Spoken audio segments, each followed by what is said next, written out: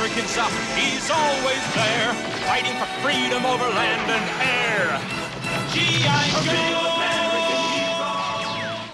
Hello everybody, Mac here. Welcome back to the show. We have something very special today. Something special to me, anyway. This is the G.I. Joe Classified Series, Franklin Airborne Talltree. And why is this figure so special? Why is this character so special? Because when I was a child, he, in the vintage line, was one of my top 5, even top 3 favorite figures, characters of the line. I have been waiting eagerly for this guy to come out. I've been waiting eagerly for him to join the classified line, and I was very curious to see how they were going to portray him, what they were going to do for his sculpt, his look, his gear, and right off the bat, I don't think I'm going to be disappointed in this.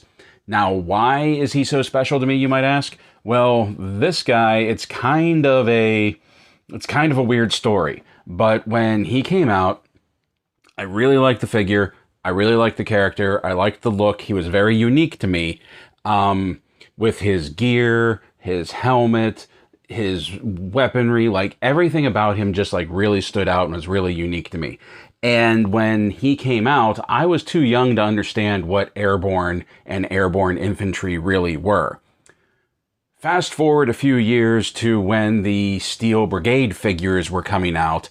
And if you remember when I was talking about the Steel Brigade, or when I've talked about the Steel Brigade before, my figure, the one that was me, was a pilot, an Air Force pilot named Hard Deck.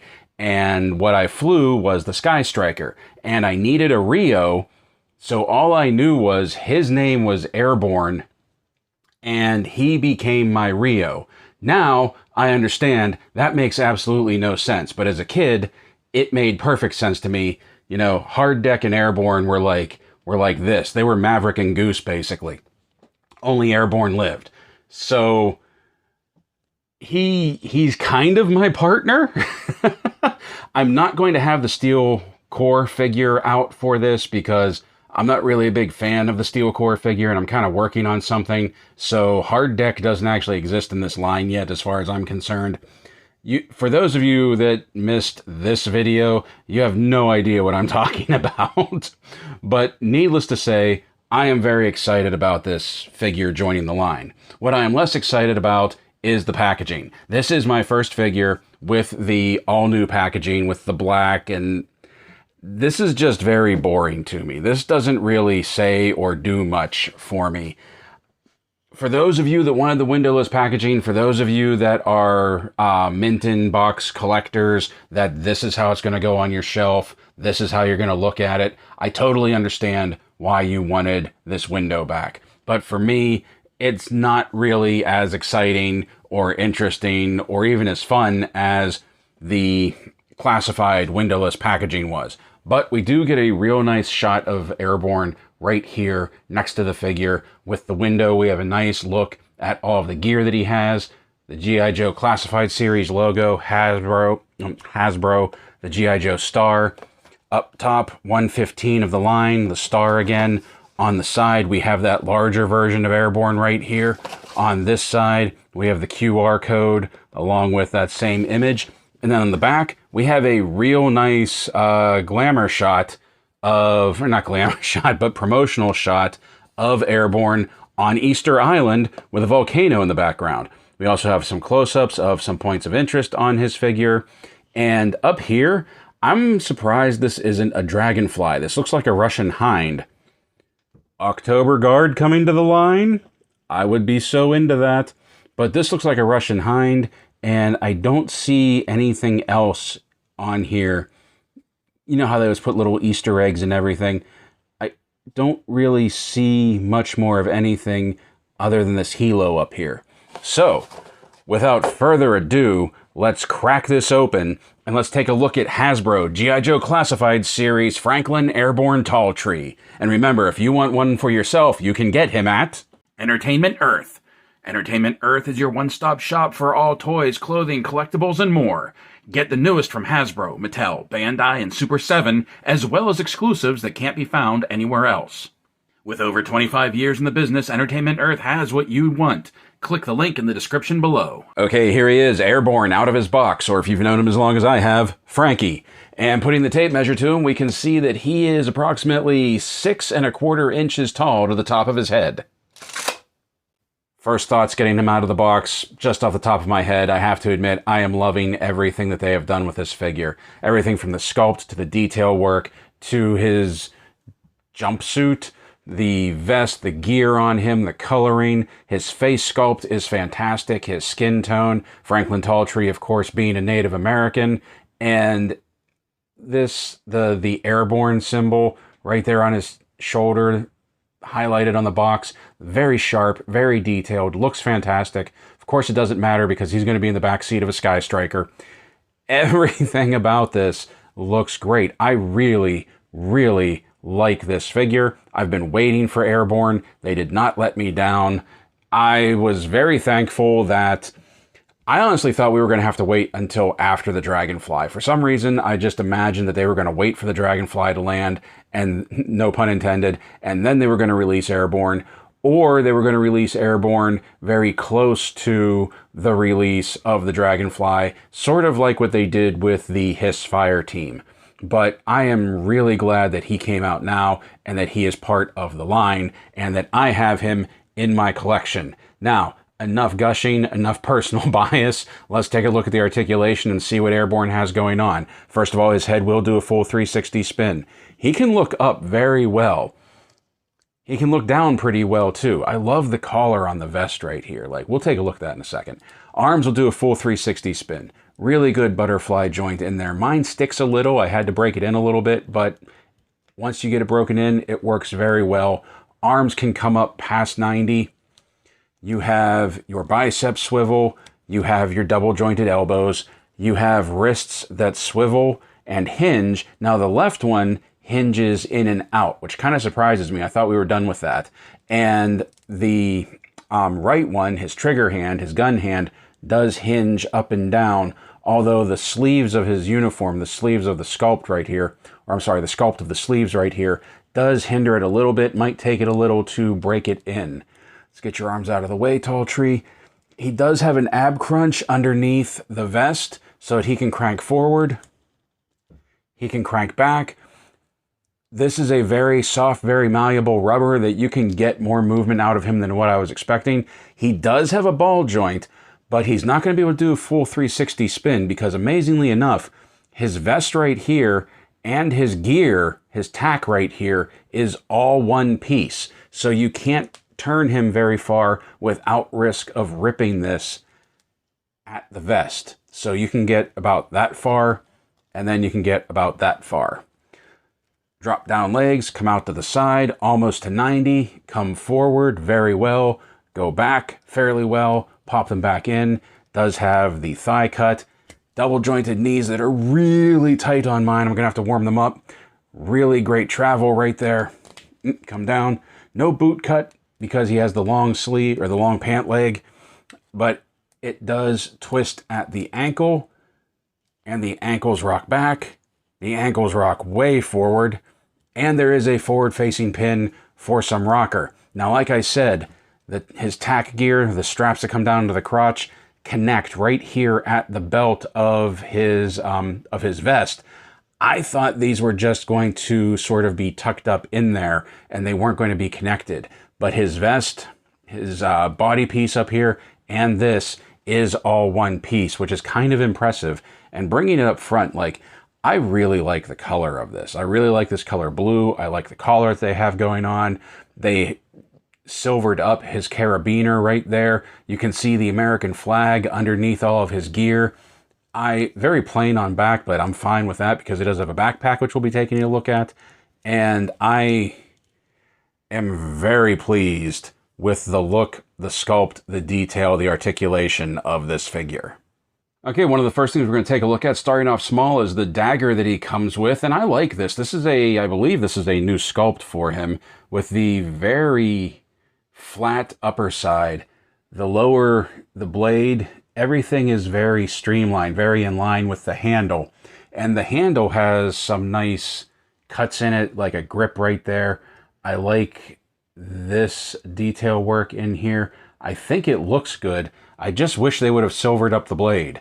Like they silvered up his carabiner over here. I wish they could have put some silver on the blade. I think you all know by now that this is one of my pet peeves, is when they just kind of get lazy with like something as small like this with the dagger, and they don't just put like a silver over the blade or something. Also, now that we have the window and packaging, no more foot lockers. Really gonna miss those. But this is what we have for his knife. It looks good. It fits well into his hand, and it slides right into the sheath right here on his chest.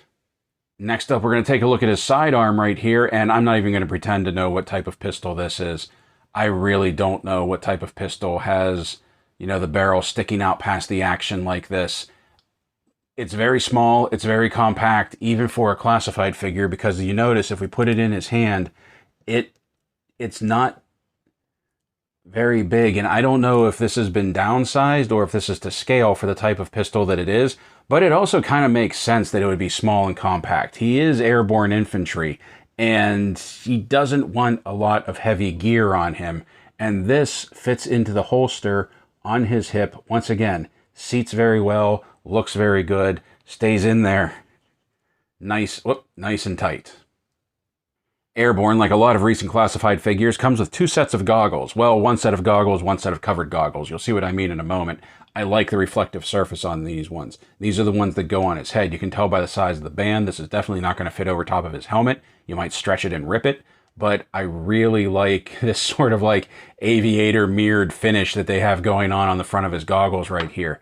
And these are probably some of the best fitting goggles for the classified line, that they fit down over his eyes very well. The straps come up over his ears, and those look really good, and they look even better once we get the helmet on, and you'll see the helmet in a moment. And speaking of the helmet, here we go. This is his helmet, and I didn't get him out to do a comparison, but I'm pretty sure this is a reuse of Rock and Roll's helmet, just without some of the paint jobs, paint apps on it. I can't remember, to be completely honest, and I just haven't bothered to get Rock and Roll out. But I do like the look of this helmet. I like how he has, like, you know, the ear coverings. That's on Rock and Roll. I assumed something like that was just to keep. No, this isn't Rock and Roll. Rock and Roll has like a pouch back here or something. This might be brand new to Airborne.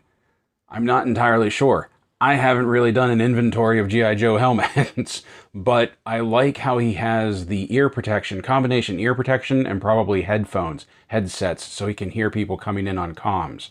I like it. It's beefy. It looks utilitarian. I dig it. And it fits over his head, even with the goggles on, very well. A little tighter with the goggles on than with them off, but that looks cool. I like that. That looks real good. The helmet comes with a few add-ons, but unfortunately not all of them are going to be able to be used at the same time, so he's not going to be able to like gear up with everything. But these are, I believe these are like his night vision for his helmet.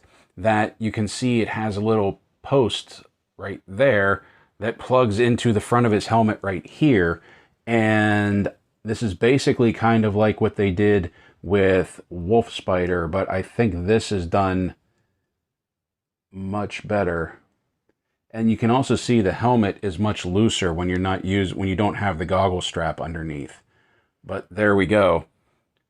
He's looking at you, and like I said, I'm assuming this is night vision, maybe telescopic, but I would bet it's night vision right there. Now, if you don't have the helmet on him correctly, it's not going to line up very well, as you can see. You kind of got to bring the helmet, I think, exaggerated forward just a little bit to get it to line up with his line of sight.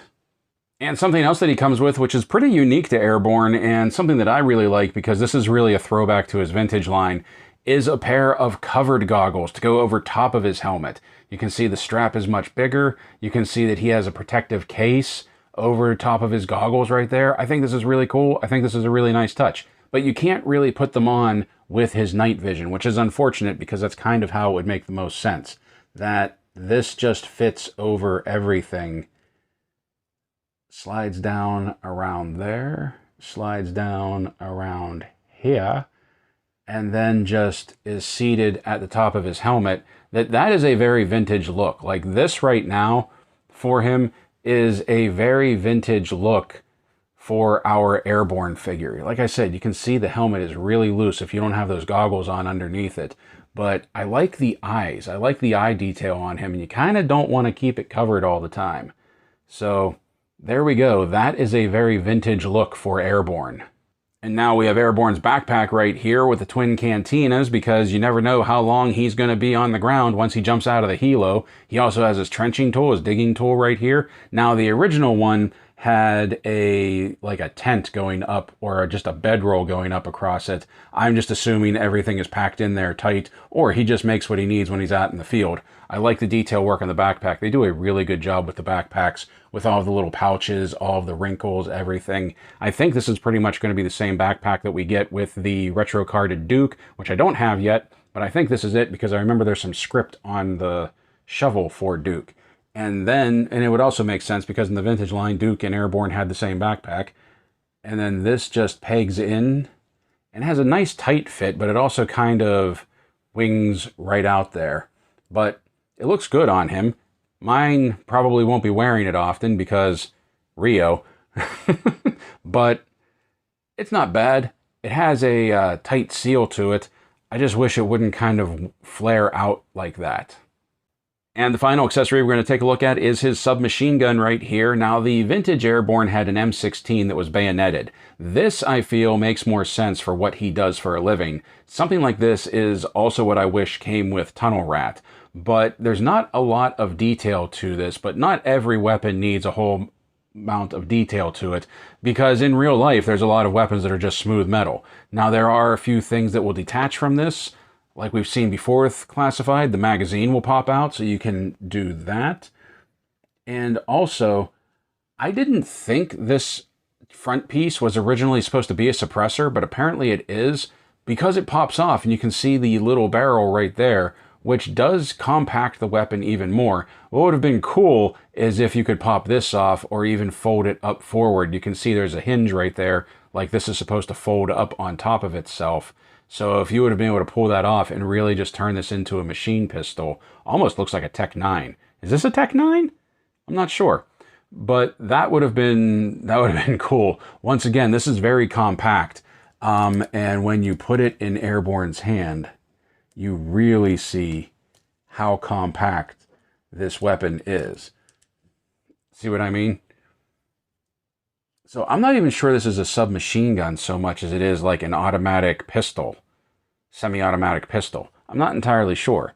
Now, the reason I said I wasn't sure if this was a suppressor or not, and you can see one side is bored out for blast effects, but it fits on his pistol too. Like that's what it's supposed to be. Like that's what it's supposed to be used for, is a suppressor. But with all those dimples in it, it kind of seems like there'd be a lot of muzzle flash. I don't know. I don't have a lot of experience with suppressors. Let me know if this is like a particular type of suppressor or if that's what it's supposed to be. But also, you can pop it off, and it has a spot on his hip holster, kind of like Snake Eyes' does, where you can keep it next to his pistol. I wish there was some way to hold the Tech 9, the machine pistol, the submachine gun, something like on the backpack somehow, so that like you can have it set up so that his hands are free as he's rappelling. Although if you're doing a fast rope, do they have weapons in hand when they come down? I didn't think they did. Maybe they do. I've never fast roped. Once again, let me know, comment down below, but I do like the look of this. I think this makes sense that he has something compact like this. And now for size comparison, here he is beside HASBRO G.I. Joe Classified Series Cobra Trooper and Night Force Wolf Spider. Here he is beside the Valaverse Action Force Desert Rat and Pandora. Here he is beside Lanyard Toys City Hunter Predator and Xenomorph Drone. Here he is beside Mattel Masterverse 40th Anniversary He-Man and Masters of the Universe movie Skeletor. And finally, here he is beside NECA Toys Dungeons & Dragons War Duke and Grim Sword. So my predisposition to like this figure aside, I do want to say that I feel like the classified version of Airborne lives up to what the vintage version of Airborne did. That he stands out on the shelf. He'll stand out among the classified line. His coloring, his gear, the paint apps on him. I really love that there's that silver carabiner. I love that his tack gear, like his jump gear, is brown leather, but he has that green strap going across his vest for the dagger. I like that there's touches of color, even though he is a predominantly tan jumpsuit figure with brown knee and shoulder pads, or I'm sorry, knee and elbow pads. And one thing that I forgot to mention, or not that I forgot to mention, but I didn't notice until I was playing around with him and taking the photos, that his upper torso, aside from the vest that he wears, but like the arms and the upper torso are reused from scrap iron. The legs, I don't think the legs, I can't pinpoint that the legs are reused from anything, but the upper torso is definitely reused from scrap iron. But it's just a testament that, like, I didn't even think about that when I started playing around with him. It wasn't until I was a few photos in that I realized, hey, I've seen these arms, I've seen these elbow pads before.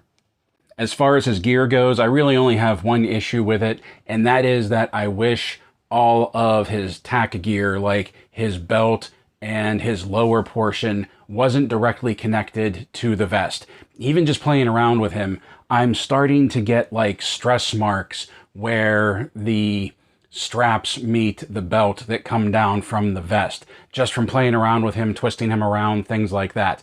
So there are a few options that you can just deal with it the way that it's designed. I'm sure there are some people that will cut it and sort of tuck them up under the vest to give it the illusion that they're connected, but he'll still be able to have full movement of his waist. I'm actually thinking of cutting it and doing that. I'm not entirely sure yet, but I don't know. Part of me wants to cut it. Part of me wants to just leave it as is, because I don't want to mod this figure, because I like Airborne that much. His covered goggles are really cool. I really like that. That was one of the things on the vintage figure, for some reason, really stood out for me, really made me like this character, really made me like this figure, really made him stand out from the other ones, who up until this point basically had like flip down visors on their helmets. The covered goggles, it just looks cool, and I like that they included that in this figure, but I also like that we have the option of putting the goggles on him, and I like the reflective surface of the goggles. I think these are some of the better goggles that they've designed for the classified figures. His backpack has the same issues that a lot of classified backpacks have, that either the peg isn't long enough to recess into the socket, that it keeps wanting to fall out, or the peg needs to be just a hair thicker in diameter so that there's more friction and it plugs in better. I don't know, when I was messing around with him, when I was posing him, it kept wanting to pop off. Once he was posed and I put it on, keeping it on wasn't an issue. It was just once you started moving him and playing around with him that it kept popping off. His small arms, I really like that. I do miss the M16, or I guess in this case it would be like a M4 or an AR-15. I do miss the machine gun with the bayonet. That was really cool with the vintage figure as well. That was another thing that sort of drew me to it, was he had that really cool bayonet coming off of the end. But once again, I understand why they changed that, mainly because the M16 isn't used that much anymore, or at all, rather. And I don't think bayonets are really used that much anymore either. And small arms like what he has here actually makes more sense, given what he does, what his job is. I'm sure there are a lot of people that are looking forward to getting him and getting him into the cockpit of the Dragonfly once it shows up, putting him and Wild Bill together again. Well, him and Wild Bill were never together in my playtime, so I can't wait to get my steel core figure set up and get Hard Deck back in the ranks so that he can, meet up with his partner again. I would love, I don't think there's going to be a classified Sky Striker. I don't even want a classified Sky Striker. Where would you put something that huge? But I would love if somebody made like a cockpit like diorama, just like an open cockpit that you could put two classified figures in. That would be really cool to display him and Hard Deck together in like just the nose cone of a Sky Striker. As is, I think I'm going to put him and Hard Deck, the steel core figure, once I get them all together, and just like put them on stands in front of my O-ring Sky Striker, my HasLab Sky Striker. I think that'll be a cool looking display. When it all comes down to it, at the end of the day, I had a lot of fun with Airborne, and that's really what it comes down to, right? Like, I have a lot of fun with the classified line. I had a lot of fun with Airborne. It really took me back. I don't succumb to nostalgia very often, but like Airborne, he was one of the ones that did it for me. Let me know what you think about Airborne. Do you have him yet? Do you think he stands out among all of the other ones? I really like the coloring. I really like the blue of that vest. Let me know. Comment down below. Don't forget to do all the YouTube things. I want to thank everybody that I wanted to get over 1,300 subscribers by the end of the month, and you all came through for me. We have reached that peak, and we're past that limit now, so thank you very much. I appreciate all of you for that. Don't forget to check me out on Ko-fi, where for $1 a month you can get access to exclusive content, early release, and other member benefits. And until next time, my friends, play well, stay safe, stay healthy, and as always, thank you for watching.